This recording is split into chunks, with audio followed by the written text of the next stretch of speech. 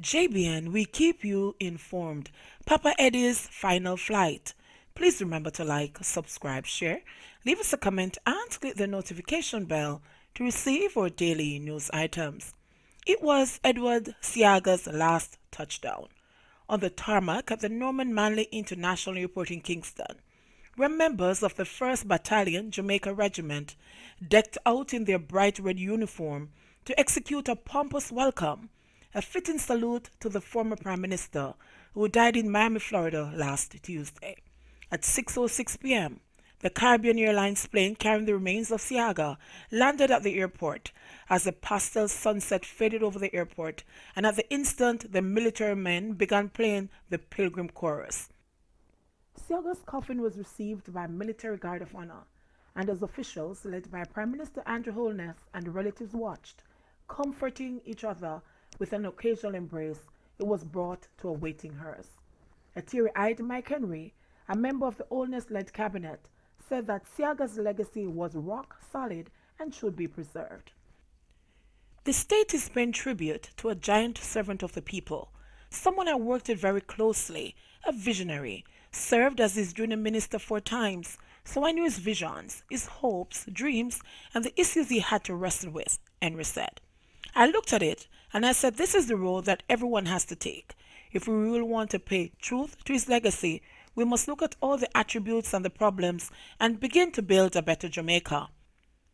I would hope that we could look at his 100 Villages program.